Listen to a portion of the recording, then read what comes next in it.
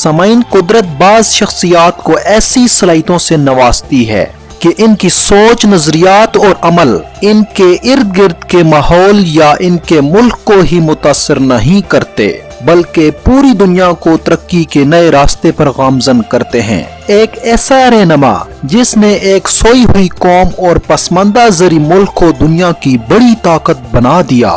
جی ہاں دوستو، اس زبردست معلوماتی ویڈیو میں بات کریں گے چین کے اندر انقلاب لانے والے رہنما ماؤ زے تونگ کی۔ ویڈیو کی تفصیل میں جانے سے پہلے نئے آنے والے تمام دوستوں سے گزارش ہے کہ جلدی سے آپ ہمارا چینل معلوماتی پوائنٹس کو سبسکرائب کر لیں اور ہاں، ساتھ بیل کے بٹن کو دبا دیں تاکہ مزید معلوماتی ویڈیو آپ کو مل سکیں۔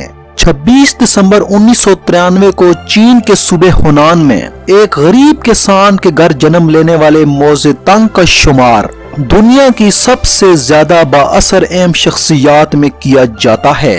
امریکہ کی جریدے ٹائم کے مطابق ماؤ زے تونگ 20ویں صدی کے 100 اہم شخصیات میں سے ایک ہیں۔ ماؤ زے تونگ نے اپنی تعلیم کا آغاز 8 برس کی عمر میں اپنے گاؤں کے ایک چھوٹے سے سکول سے کیا۔ غربت نے آپ کو گھیر لیا جس کی وجہ سے 13 برس کی عمر میں تعلیم چھوڑ کر کھیتوں میں کام کرنا شروع کر دیا۔ سامعین، ماؤ زے تونگ نے 1911 میں صدیوں سے آنے والی بدشاہت کے خلاف جدوجہد میں حصہ لینے کے لیے انقلابی فوج میں شمولیت اختیار کی۔ 1912 میں انہوں نے فوج سے علیحدگی اختیار کر لی اور اپنی تعلیم کا سلسلہ دوبارہ شروع کر دیا۔ تعلیم کے دوران ہی انہیں یونیورسٹی میں اسسٹنٹ لائبریرین کی جاب مل گئی جہاں انہیں مطالعے کا موقع ملا، اور شاید یہی وہ دن تھے جنہوں نے ماؤ زے تونگ کی زندگی بدل کر رکھ دی۔ اس مطالعہ کے نتیجے میں وہ کمیونسٹ نظریات سے بہت متاثر ہوئے۔ آپ نے 23 جولائی 1921 میں کمیونسٹ پارٹی کے پہلے اجلاس میں شرکت کی۔ 2 سال کے محدود عرصے کے دوران ہی یہ اپنی پارٹی کے سینئر کمیٹی کے کمشنر منتخب ہوئے۔ 1927 میں آپ نے اپنے آبائی علاقے ہونان میں کسانوں کی تاریخ پر ایک رپورٹ پیش کی جسے ماؤ زے تونگ کی انقلابی نظریات کی پہلی اینٹ کہا جاتا ہے۔ ماؤ زے تونگ کی اس سوچ کو روسی انقلاب نے بھی بہت متاثر کیا۔ یہ مرد مجاہد چین میں سرمایہ داروں اور جاگیرداروں کے اتحاد کو ختم کرنا چاہتا تھا۔ اس کے لیے ماؤ زے تونگ نے کمیونسٹ تاریخ چلانے کی سوچی۔ آپ نے 1920 کے عشرے میں کئی مزدور تاریخوں کی قیادت کی، لیکن وقت کے فرعون بادشاہ ان تمام تحریکوں کو آسانی سے کچلنے میں کامیاب ہو گئے۔ یہی وہ وقت تھا کہ ماؤ زے تونگ کی سوچ نے ایک نئی رخ لی۔ وہ یہ جان گیا تھا کہ چین میں انقلاب مزدور نہیں بلکہ کسان لے کر آئیں گے۔ اس کی ایک خاص وجہ تھی کہ مزدوروں کی تعداد بہت کم تھی جو وقت کے فرعونوں کی صنعتوں میں کام کرتے تھے، اور پھر ماؤ زے تونگ یہ بھی جان چکا تھا کہ مزدور سامراج اور جاگیرداروں کے نیچے کام کر رہے ہیں اور مزدور کبھی بھی ان کے خلاف علم بغاوت بلند نہیں کریں گے، کیونکہ ان مزدوروں کا ذریعہ معاش یہ جاگیردار اور سامراج ہی تھے۔ اس لیے ماؤ زے تونگ نے اپنی تاریخ میں کسانوں کو شامل کیا جو بعد میں ان کے انقلاب کے زبردست حامی بن گئے۔ انقلاب میں شہری مزدوروں کے بجائے دیہاتی کسانوں پر انحصار نے ماؤ زے تونگ کی سوچ کو نیا سہارا دیا۔ آپ کا اپنا تعلق بھی کسان گھرانے سے تھا، اس لیے انہیں کسانوں کے ساتھ تحریک چلانے میں کوئی مشکل پیش نہیں آئی۔ ماؤ زے تونگ نے کسانوں میں مارکسزم متعارف کروایا۔ آپ نے سن 1937 میں 2 مضامین شائع کیے جو انقلابی تاریخ سے متعلق تھے، جس میں انہوں نے لکھا تھا کہ عام آدمی کے دل کس طرح جیت سکتے ہیں۔ سمجھ سن 1927 میں ماؤ زے تونگ نے چنگشا شورش کی قیادت کی۔ وہ جس فوج کی قیادت کر رہے تھے اس میں مزدور اور کسان بھی شامل تھے۔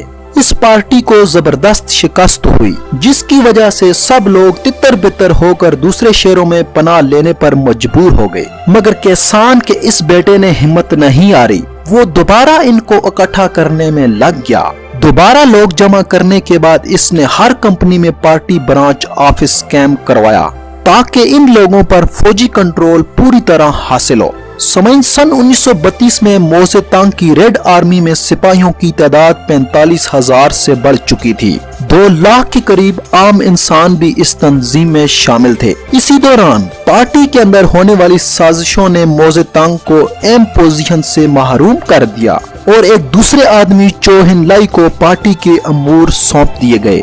اسی دوران چین کے مختلف صوبوں میں جو پارٹیاں اقتدار حاصل کر چکی تھیں وہ موزے تنگ کے خلاف ہو گئیں۔ پھر اس مرد مجاہد نے سن 1934 میں چین کے مختلف لوگوں کو جمع کیا اور 9600 کلومیٹر لانگ مارچ کیا جو 1 سال میں مکمل ہوا۔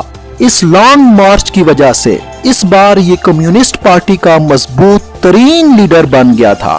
چین کی مختلف پارٹیوں کی حمایت بھی انہیں دوبارہ مل چکی تھی۔ اسی دوران جاپان کی چین کے ساتھ جنگ شروع ہو گئی۔ موزے تنگ نے اپنی پارٹی قیادت کے دوران جاپان کے خلاف تحریک چلائی جس کی وجہ سے موزے تنگ کی پارٹی قیادت میں گرفت مضبوط ہو گئی۔ اگرچہ امریکہ شروع اول ہی سے اس پارٹی کے سخت خلاف تھا مگر دوسری جنگ عظیم کے بعد اس نے باقاعدہ طور پر کمیونسٹ لبریشن پارٹی کے خلاف عالمی سطح پر آواز بلند کرنا شروع کر دی۔ آخر کار موزے تنگ کی مسلسل جدوجہد کے نتیجے میں 1 اکتوبر 1939 کو عوامی جمہوریہ چین قائم ہو گیا اور 82 سال کی عمر میں 9 ستمبر 1976 کو اس عظیم لیڈر کا انتقال ہو گیا۔ مغربی دنیا بالخصوص امریکہ کے ساتھ چین کے تعلقات معمول پر لانے میں پاکستان نے اہم کردار ادا کیا۔ امریکی صدر کے مشیر قومی سلامتی ہنری کسنجر نے جولائی 1971 میں پاکستان کے دورے پر چین کا خفیہ دورہ بھی کیا جس میں پاکستان کا اہم کردار ہے۔ آج چین نہ صرف بڑی فوجی طاقت ہے بلکہ بہت بڑی اقتصادی قوت ہے۔ آج بھی دنیا کے سب سے بڑے آبادی والے ملک چین میں موزے تنگ کا بہت احترام کیا جاتا ہے۔ چین کے شہر پیکنگ کے اہم ترین اسکوائر میں موزے تنگ کا مجسمہ اویزاں ہے جو چینی عوام سمیت سیاحوں کی توجہ کا مرکز ہے۔ سامعین، معلوماتی پوائنٹ کی اس پہلی ایپیسوڈ میں آپ سے اجازت چاہوں گا۔ مزید ایپیسوڈ دیکھنے کے لیے آپ ہمارے چینل معلوماتی پوائنٹس کو سبسکرائب کرنا نہ بھولیں۔ اللہ حافظ۔